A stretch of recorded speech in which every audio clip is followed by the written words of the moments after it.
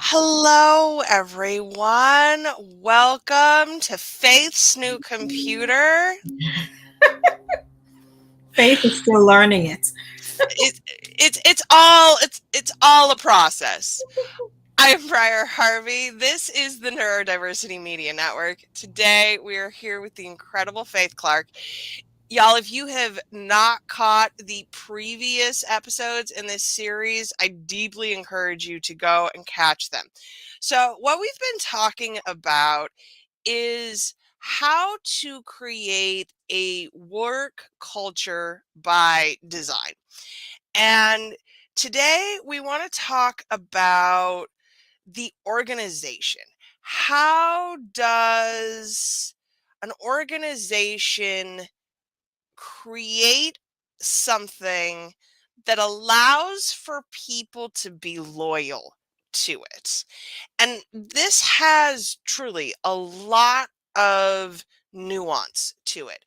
There's a lot that goes into it at the organizational level.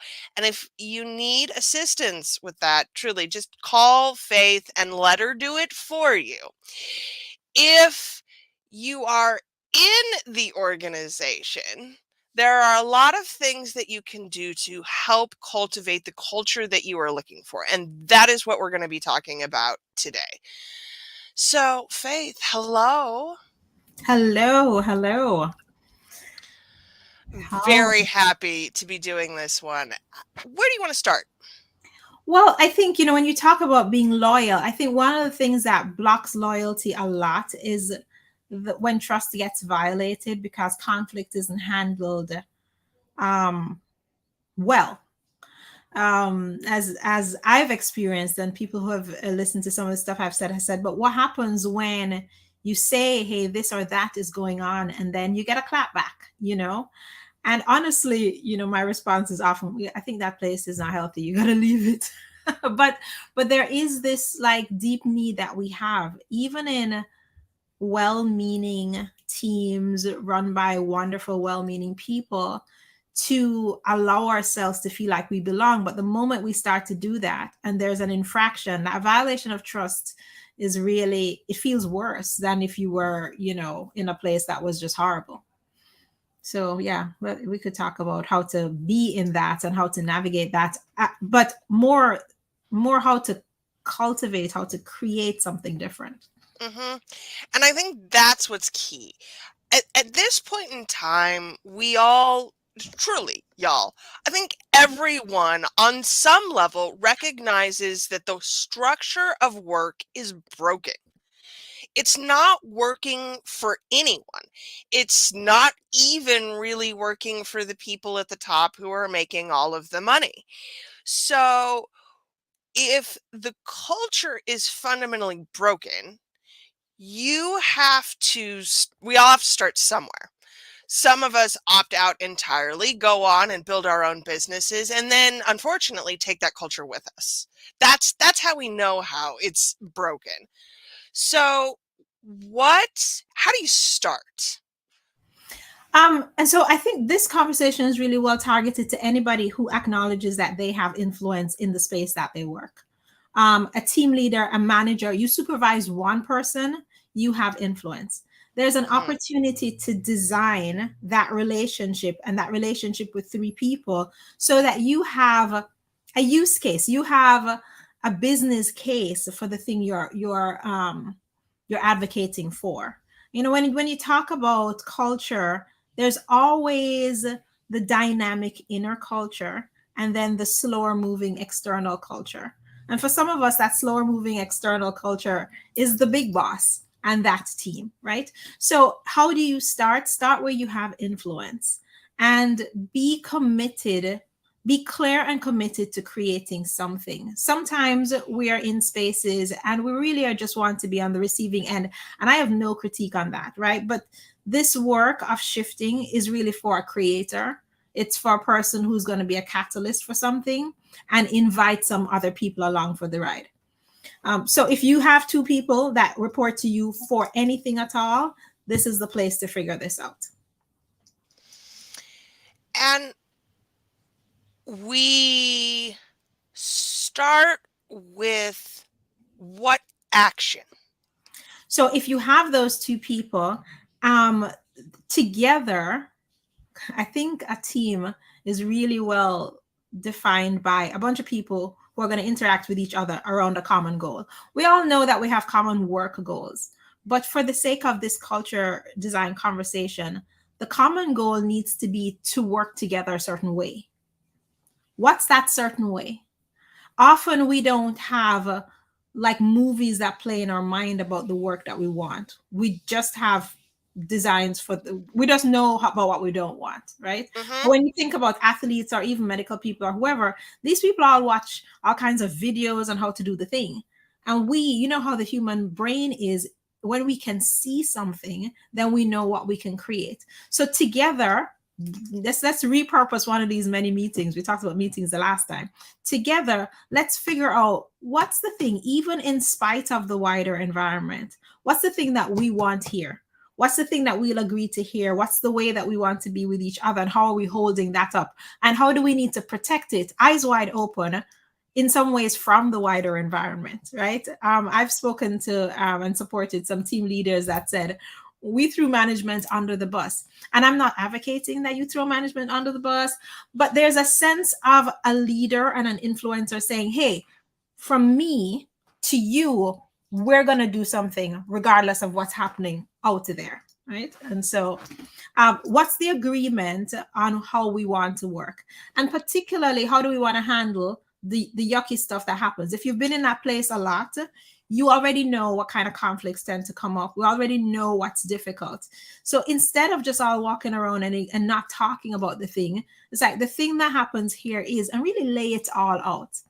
And then, so what does that mean in terms of how we want to be supportive of each other and how we want to like make this easier for each other? How do we want to understand each other? And kind of, can we have some agreements around how we want to believe in each other, how we want to trust each other, and so on? Sometimes this is why you might need an external consultant. So, you know, if it's possible, call it training and have a person come in and be with your team, because sometimes the trust infractions are among the three of you, even if it's just three, right? And so some healing of some of those things and some kind of authenticity and vulnerability is needed. I think there's a word, a phrase called brave space that's sometimes used in DEI and used in educational settings.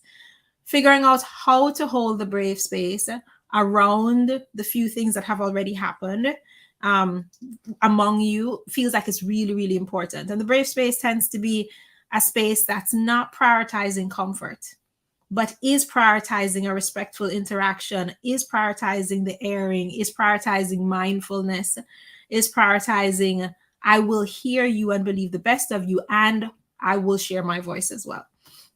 So I think the initial set of things that I would invite that person to do is, even if it's at lunchtime, even if it's over wine at the end of the day, we all know that the quality of our working together so impacts our well-being, our anxiety, our burnout.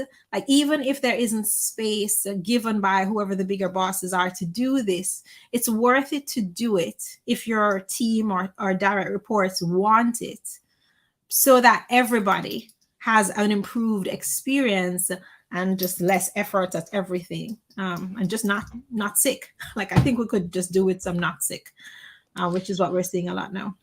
And I just want to encapsulate this, that it is not about the end result. Mm-hmm. This is about the journey. This is, how do we get to where we're going together? And it's about the journey that consists of lots of micro steps that we all need practice taking. You know, it's about being able. Yesterday, Marissa and I talked about it as the interpersonal agility. Like, if everybody on Instagram thinks I need to be flexible, perhaps because I do, and so all of the Instagram reels are showing me all these, you know, hip isolations. They're all these tiny micro movements that I do on repeat to build the agility and the flexibility. And that's what we need with each other. But the external systems are definitely there. If anything, they're building rigidity. right? So it is about the interactions that we have, being willing to notice what's showing up for us, willing to notice the repeated conflicts and get underneath why. Is this really about the fact that I don't like Slack? Or what is going on under there? Oh, I feel like you are dictating the way I should take in information when since I was a child, it has been hard for me. Oh, and that's about me be feeling seen by you. And when we can kind of, three of us, get to that place where Faith doesn't feel seen by me for the quality of work or the kind of work she does, then we can be repairing the right things. Oh, this isn't really about Slack, right? So there is an interpersonal agility, which is made up of many tiny interactions that we want to get good at. If we don't get good at those things, then when big conflicts show up in a diverse team, there can be a conflict around anything to do with anybody's identity that shows up in something that looks like a microaggression or looks like, just it shows up as harm. But we don't have the skills to be with that if we can't be with the little things like what's going on, in Slack. Yeah, and the issue is scale. Yeah. It's hard enough to do this with one person or two people. How do you do it with 10 or 20 or 1,000? Yeah. So you can't do it with 1,000 people, right? You can do it in clusters of 2 or 3 or 5. One of the best things my very first boss in corporate, this was Mary Lynch back in the day, did for me. It felt like a slap, but it wasn't. After a couple of conversations, she said, I'm going to have you report directly to, and she gave me a person who was, lateral to me. So she, in essence, promoted this person, sort of. What she did, though, was provide me with a smaller pocket. And both this person and I built some skills in some reps that she was not able to do with a team of 10. Like as a leader, that has to be part of how we're thinking. How do we manageably build these skills? Because what we should know at this point, that the moment we go to scale, what we're doing is increasing quote unquote efficiency and decreasing quality. And we know this. We know it with clothes. We do. We know it with food. And for sure, we know it with human relationships. We know it with communication. We know it with, all of that. So what we need to do is to reproduce quality in pockets. And that means building skills in whatever the manageable pocket size is for your organization. So, okay. I am in an organization. I have perhaps one direct report. How do I build something on the micro level that can affect the macro? If I had one direct report, I would start with some vulnerable disclosure. Come to an agreement about, here, listen, we want to do something different. We want to have a work relationship and a work experience that isn't something we need to go home and recover from. How do we do that? So we're going to have some disclosures. Let's bring all the things on the table that feel like they would be hard. I would use a tool. Sometimes I'd use tools like personality profiles and just look at who we are as people. Personality profiles aren't necessarily accurate, but they do give us other language for talking about. Right. It's about the language. Right. Because if I say, I'm an on-time person, then that kind of makes it feel like me not being an on-time person is something bad. But when you use like a culture assessment, and the culture assessment talks about the relationship to time, and your relationship to time is one way and mine is another way, then it feels less like you're saying I'm bad. So if you can have a tool, just between the two of you, and talk about your differences and talk about how this shows up at work, and talk about what kinds of supports your differences need, and figure out if those things are already in the organization, if they need to be added, or if it's something about a difference in the way you need to work together. So I think that's the initial set of conversations, and that can be done on repeat until we come to some clarity. And I think this is the hard part. That first part can feel hard because it can feel long. The actual hard part is not falling into the habits that we've already created, because we already have a way that we work, right? It's the way that we don't like, but we do it.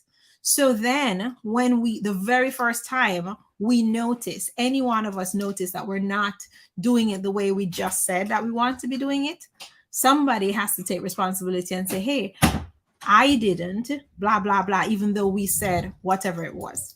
And so that means, we talked about this already too, that this agreement that we have, that we want to create this together, and it's therefore safe for somebody to say to us, hey, this is a thing. Like, we have to have all of that up front. So when I feel some kind of way because you came to me and said, Faith, you didn't, fill in the thing in Notion like we said.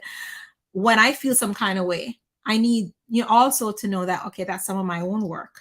Oh, this is me feeling, whatever this kind of way is.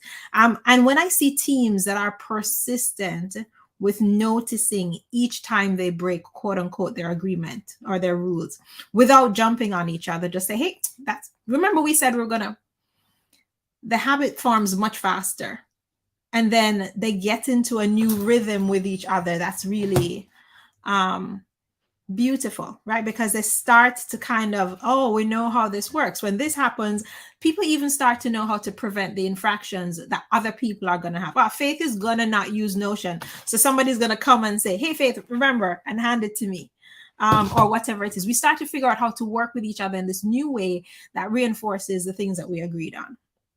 So as a team leader or as a person with one direct report, I would commit myself to being the one that calls me. I am going to call myself in public, as in with the person. I'm going to say, oh my goodness, I didn't do this thing that we just said. I'm so sorry. I noticed that this is the thing that's showing up for me. How did that feel for you when I didn't do that thing? Did you notice it? I'm going to start opening up the conversations, not about the task, but about this way that we are with each other. I imagine that can be contagious.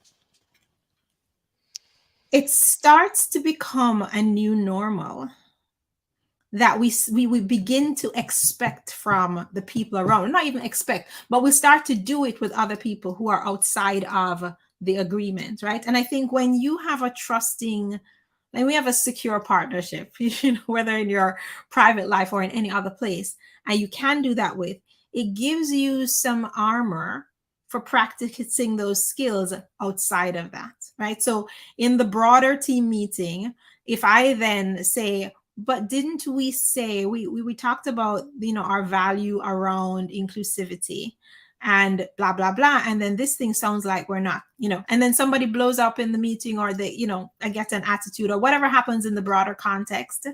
I have my safe space where we've already agreed to a certain way of being. And it gives me courage to be able to represent myself in a certain way in the broader world, or in the broader office or organization or whatever it is. Yeah. Because it is unrealistic to expect that culture changes will happen overnight. I mean, culture evolves and shifts in the micro anyway. And it's not like you don't wake up and become whoever, except if you have a pandemic. But okay, that one, maybe that one. Maybe if you something like that, so but hurricane, whatever. But I think what happens is that I worked with a team that wanted to change one aspect of how they were showing up. And they were all on board in a bunch of areas, but there's just one outcome that wasn't happening. A combination of what I just said, that longer, like, who do we want to be and how does this, and then what does this mean for this one particular product, and defining that. And then giving someone responsibility. What I just said was the team leader or the supervisor would take responsibility. In the case of that team of 8 people, somebody had responsibility for being the eyes that watches for it.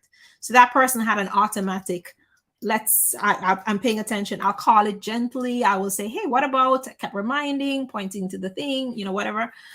That persistence, calling in every minute, took 2.5 years towards 3 years for it to show up automatically. Without that, like, the person gradually, their role gradually disappeared, that role, because people started to just do it because they were modeling it. And as humans, this is what we do. We actually do what we see other people do if it's working. And so people started modeling it. That person wasn't the team leader, but the team leader it started to show up in PowerPoints, it showed up in presentations outside the team, it became part of, whatever proposals. It started to filter into the language and into the business flow because somebody was just monitoring it and curating it, in the day-to-day work. But that was 2.5 years, and this is a team of 10 people. So you want to be realistic in your sense of, how long is this going to we have take? 500,000 employees all over the world. Well, you can't do something like this with 500,000 employees all over the world. What you can do is in your pockets of influence, do whatever it is, and give people the power and the tools to do this kind of work in their pockets of influence. But what it looks like with a team in, say, India is not what it's going to look like for a team in California, which is not what it's going to look like on the East Coast here. And then if you have a hybrid team, you have different things that you are going to be curating, even though you're using the same way of being present, the same guidelines of being vulnerable, the same, context of being brave. What you're going to be brave about, what you're going to be vulnerable with is going to be different. So well, but that's the whole point. Right. It is going to be different. We're not the same.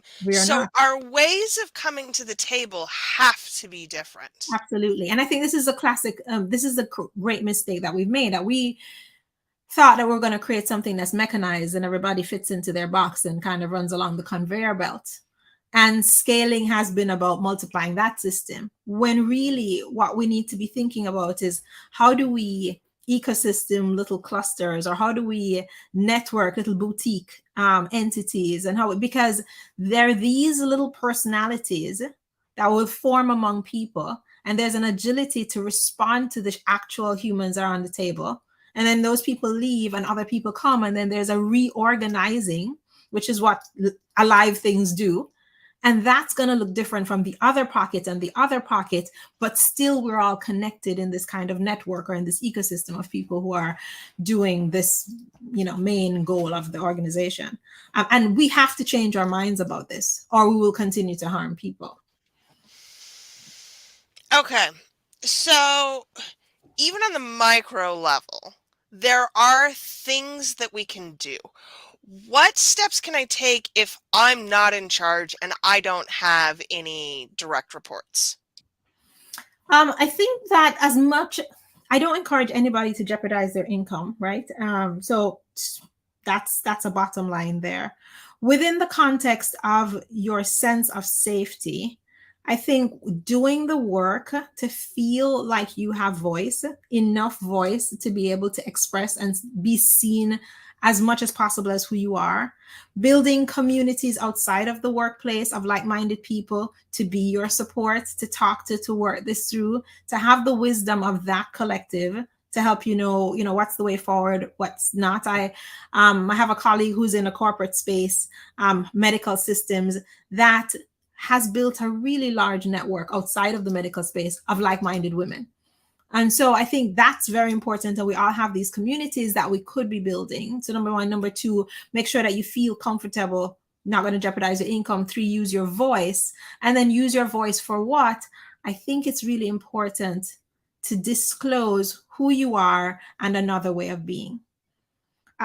There's a way that this monolith, this centering is so pervasive. It's not, that the more we can let our differences be seen, the more permission the people around us will feel to let their differences be seen, because we will just identify, we will recognize each other. And I think that if we can continue to show the workplace as a diverse place, even in homogenous spaces, 10 white men named, Clay, there is so much diversity that we've just ironed out. And the more we can let that difference be seen, and then the more we can be interacting with difference, the more reps that we can build around interacting with the bigger differences. So those would be my first 2 statements. And I think we can take advantage, as we always have, especially people with marginalized identities. It just gets tiring. It's really tiring to constantly be advocating for yourself, right? And we take that and we understand that, and we need to be supported and to support ourselves in whatever ways. But when things happen, it's really important that we figure out how we take a stand around those things in support of our difference, and let that be clear and let that be seen. So when George Floyd stuff happened, I talked about the fact that I have Black adult men. And so it's not just, whoa, I feel some kind of way, but the fact that I have Black adult men that I've parented, that means something about how I work with you right now. Like I have feelings that are getting in the way of my ability to work. When I say that I don't feel well, it's not just a virus, right? I can say I don't feel well because I have a cold, but I don't feel well because I have period pain. I don't feel well because I am worried to sickness about my son. And I think the more we're able to let our humanity be seen, the more it can just be like, it can't be ignored. And I think as much as possible, that's really critical. I think also advocating, there's a thing about how we work that I am learning to advocate for how I work best. Sometimes people are asking you to do things that go against the way you actually work. And the more self-knowledge that you can have, there's a way that we are co-opted into believing what they've told us, that, whatever it was, lazy or disorganized or whatever it is that they've said, when no, my brain just works a different way. And I have a way that I work, and getting as much support as possible to be clear on that, so that you're not just saying I can't use that, or not just being ineffective or not meeting the deadlines, but you can actually say, this is the way I work. Sidebar joke about the young man, I might have also said this in the series, older gentleman who has autism and worked in was it a mail room, but he realized that after 4:30 the place was quiet, so he just stopped showing up. He could get in at 5, and so he got in and he just worked. They thought he wasn't coming to work. I don't know why. I don't know why they couldn't see that the work was being done. So he got, reported, and it all came out. His mother had to show up, and she was like, "Oh, he said, yeah, I come at 5 and I leave at 8." It gets more work done in the 3 hours than he was, But so we actually know how we work, and advocating for this way of working, and then advocating for the witness of how we work. Like, if I need to go into my corner to work and you need conversation to work, then we can figure out a time when you can be in conversation with me and I can listen and dialogue, but then I need a time to go into my corner to work. So there is this advocating for how you work, and then working together with others to figure out what are these new joints between our work. So it's not just we're all working in a meeting, or it's not just we all go off and work and come back. You know what I mean? Yeah. But there's something here. So your gentleman in the mail room, how did they not know that the work was getting done? That's amazing to me. I don't know either. This is amazing to me, which is a different problem, to be honest. Mm-hmm. I feel like that has to be a problem of systems that don't make sense. Like, is he doing meaningful work? Is that work, like, what's happening there? Why they don't know that the work is actually happening? Because I'm sure, like, in every space I've worked, but I've always worked in small spaces. If I didn't do the work, it would be an obvious gap. Right. There's something about, in some ways, the sense of busy work and the way we are assigning work. And then, the fact that I have friends who, whether on the spectrum or otherwise, the nerdy, like twice exceptional type of people, who tell me, the boss will say, "Hey, can you get this done by March 5th?" And they say, "Sure." They could get it done by tomorrow, but they're not going to tell anybody they could get it done by tomorrow. So they get it done by March 5th. So there's a way that people have compensated. They do it March 4th, though. Let's be honest here. No, we were just like, or because this particular guy, he was like, he did it by tomorrow. He just didn't tell anyone. He had it there sitting. And then on March 4th, he dusted it out, glanced at it again, and then released it a day early. I think people have been both struggling and compensating for the inefficiencies of this mechanized system. And so then it shows up in stuff like this, that the system itself has work in there that's meaningless and redundant. Yeah. And I think that there's something here for folks. If you need to be able to advocate for yourself and your needs, then what are the metrics of performance? How can I demonstrate that, in fact, I can get all the mail delivered in 3 hours instead of 8 if I just come in after everyone has left the building? What does that look like in your workplace, and how do you indicate that your way is better?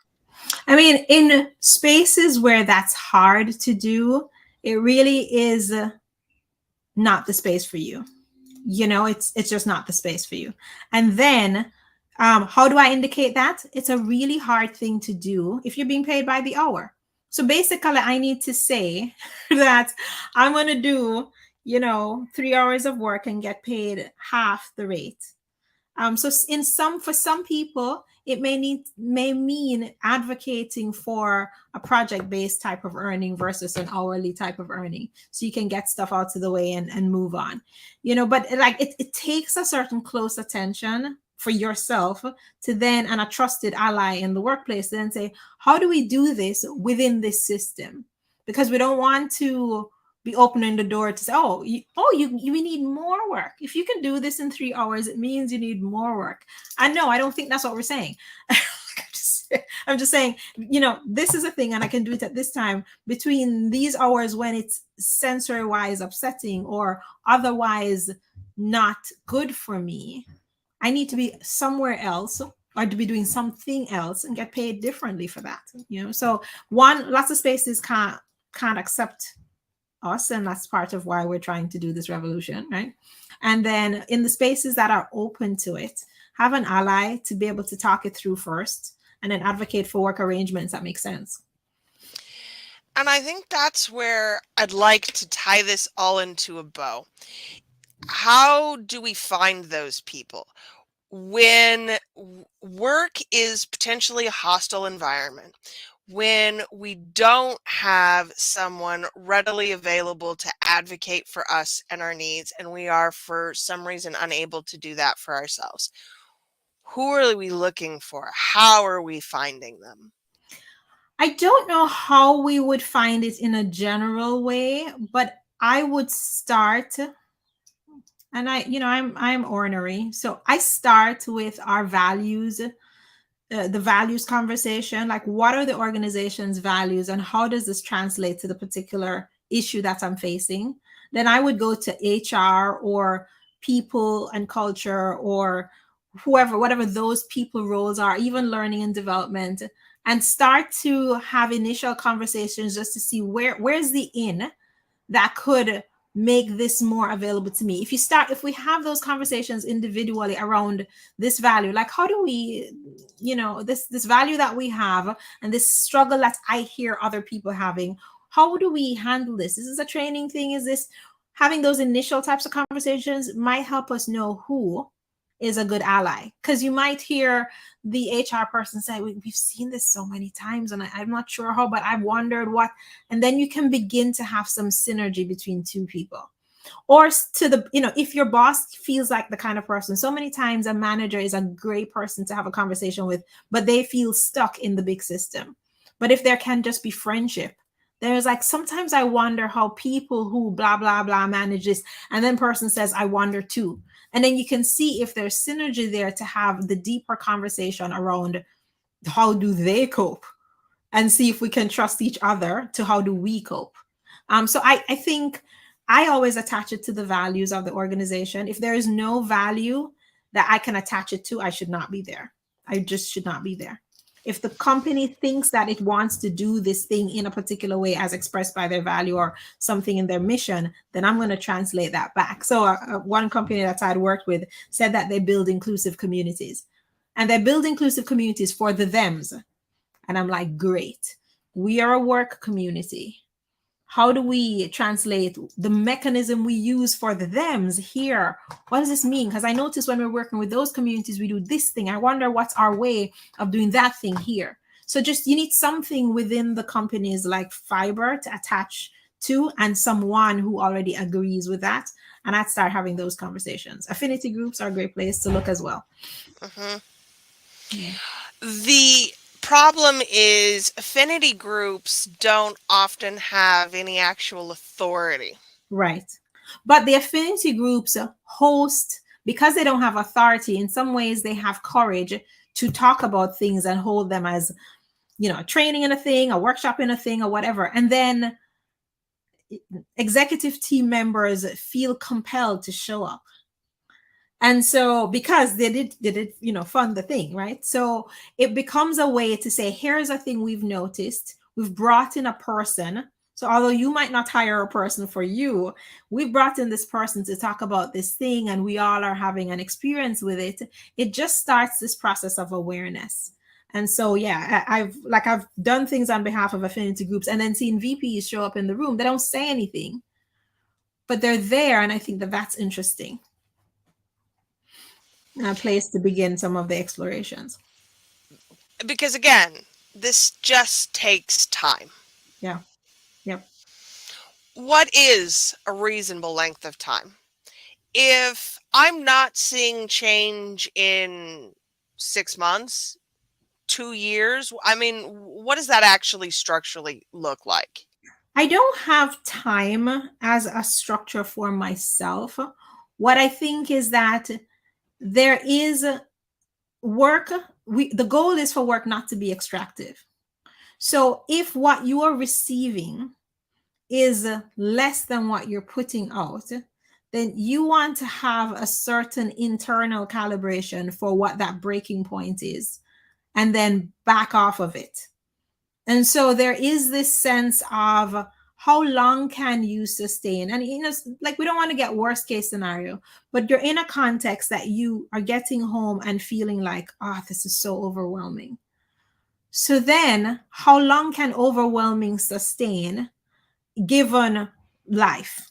If you're a single guy, no kids, and it's just, and you can go home and recover, have at it, because you can slowly build your influence and change the world and change the organization. On the other hand, if you are caring for kids and parents and your own complex chronic illness, you probably don't want to do that for very long. So if it feels like, I'm gonna advocate, I'm gonna plant some seeds, but I'm also looking to see if I can be in an environment that's healthier, because it's a healthier you that can actually facilitate the change. There's no point in, sacrificing yourself, I think. So it's different for every person. How do we get rid of the savior complex? Because I feel like there are so many of us who go in very idealistically, I'm going to change the world from the bottom up. And when that doesn't happen, it's very disillusioning. How do we let go of that and recognize that this is just never going to be the right environment for us? I don't know if it's never going to be, but it's not right now. And if it's not right now, then us sacrificing ourselves doesn't make it so. I don't know how we get rid of savior. I'm like, if somebody could tell me, but I'm a recovering people pleaser. But one thing that I've come to realize is that the people I really love, and this is the marker that I use. What would I say to my daughter?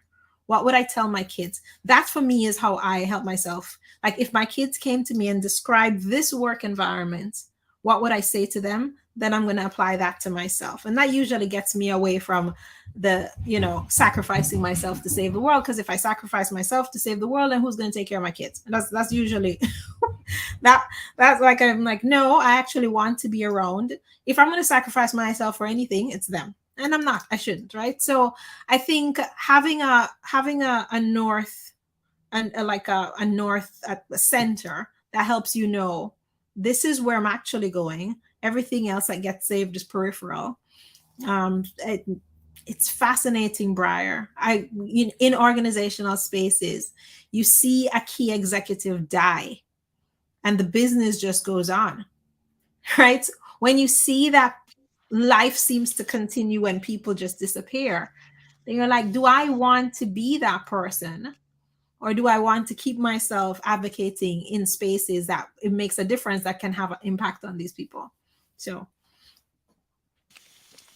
And I think a big part of this is going to be our conversation next time, which is how you create communities of care in the workplace and how you develop that culture without being in a position of influence, right? That there's a lot that we can do if we look at the relationships that we're cultivating.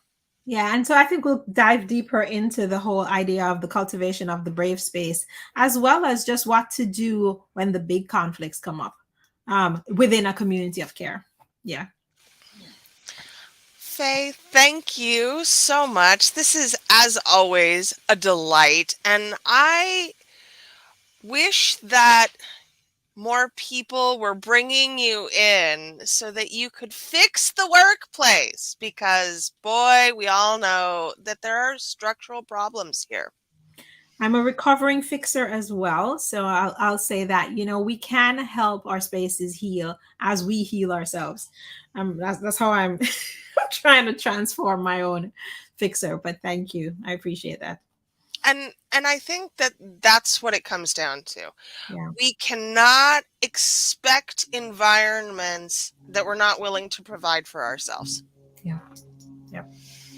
Yep. All right, my friend. So, y'all, 2 weeks, we will be talking about how you create a community of care. If you require Faith's assistance, how can they get in touch with you, my friend? faithclarke.com, or they can email me, faith@faithclarke.com. And I'm Faith Clarke in most of my social media.